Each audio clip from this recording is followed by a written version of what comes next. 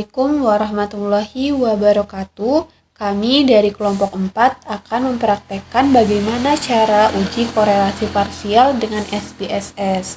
Di sini kami punya contoh sebuah kasus di mana seorang dosen ingin mengetahui apakah ada hubungan antara IQ dengan nilai IPK mahasiswa dengan motivasi berprestasi sebagai variabel kontrol. Nah, untuk caranya kita akan melakukan ujinya dengan SPSS. Pertama-tama kita buka terlebih dahulu aplikasi SPSS-nya. Nah, sebelum kita melakukan tahap uji korelasi parsial ini, kita harus melakukan uji normalitas terlebih dahulu, baru kemudian melakukan analisis data dengan uji korelasi parsial.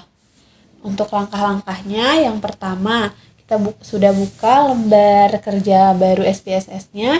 Di sini kami sudah mempunyai data-datanya. Yang pertama itu ada IQ, IPK, dan juga motivasi.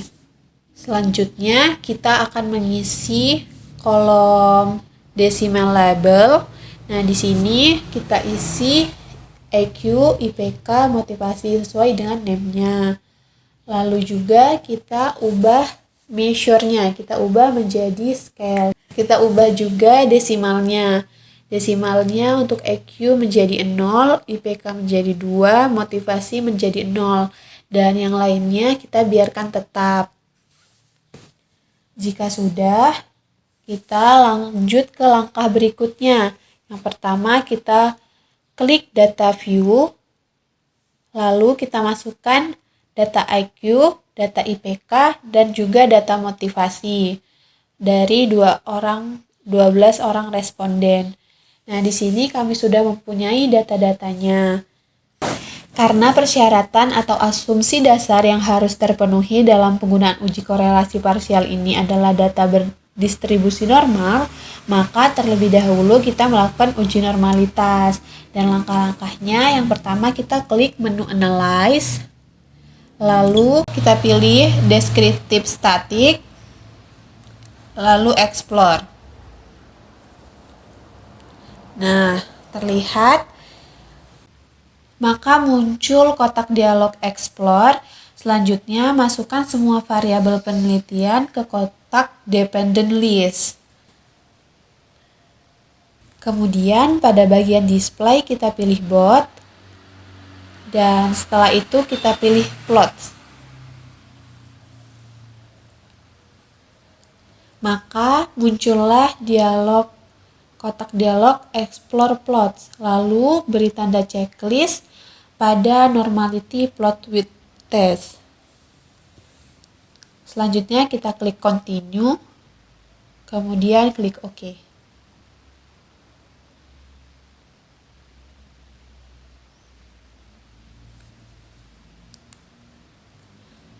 Maka akan muncul output SPSS. Kita cukup memperhatikan pada tabel output test of normality. Nah, tampak di layar seperti ini. Berdasarkan tabel output SPSS, test of normality ini, kita ketahui bahwa nilai signifikasi dalam uji normalitas Shapiro-Wilk yang pertama itu nilai IQ signifikansinya adalah sebesar 0,932, nilai IPK signifikansinya adalah sebesar 0,152, nilai motivasi signifikansinya adalah sebesar 0,066. Karena nilai signifikansi untuk semua variabel penelitian ini lebih besar dari 0,05, maka dapat disimpulkan variabel IQ, IPK, dan motivasi adalah berdistribusi normal. Dengan demikian, asumsi dasar atau persyaratan dalam uji korelasi parsial sudah terpenuhi. Karena kita sudah mengetahui bahwa data ini berdistribusi normal, kita lanjut melakukan uji korelasi parsial dengan SPSS. Langkah yang pertama, kita klik menu Analyze, lalu kita klik menu Correlate dan Partial. Nah, tampak di layar menu yang seperti berikut ini. Pada kotak dialog partial correlation, selanjutnya masukkan variabel IQ dan IPK ke kotak variabel. Dan kemudian masukkan variabel motivasi ke kotak controlling. Pada bagian text significance, kita klik to tile dan beri tanda checklist untuk display actual significance level. Lalu kita klik option. Kemudian pada bagian statistik beri tanda checklist untuk mean and standard deviation dan zero order correlation. Selanjutnya, pada bagian missing values, aktifkan pilihan exclude case pairwise, lalu klik continue. Kemudian, klik OK untuk mengakhiri perintah. Maka muncullah output SPSS dengan judul partial call.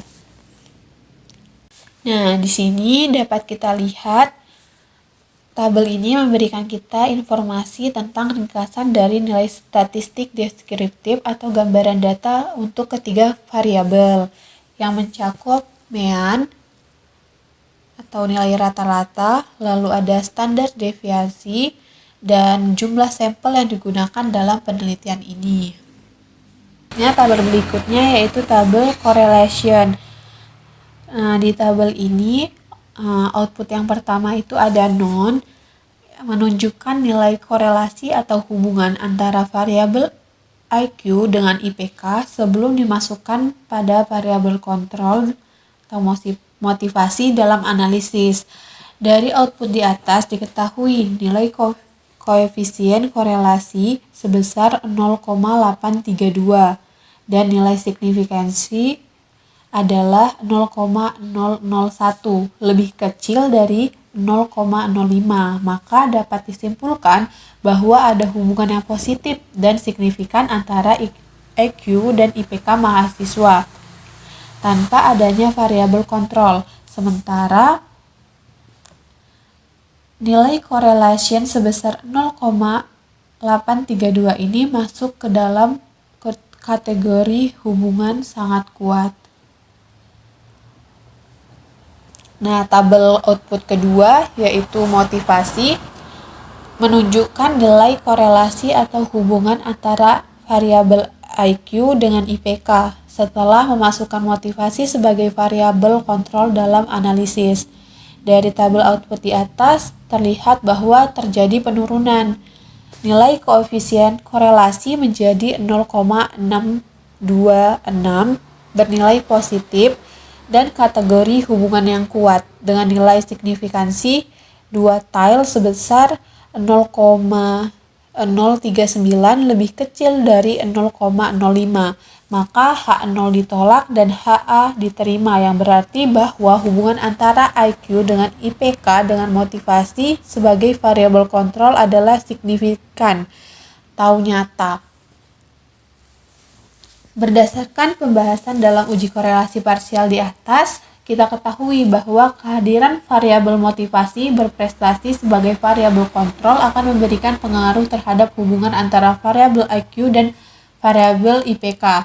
Dengan demikian, maka dapat disimpulkan bahwa variabel IQ bukanlah satu-satunya variabel yang menentukan nilai IPK mahasiswa, karena ada variabel lain juga yang berhubungan nilai IPK, yaitu variabel motivasi berprestasi.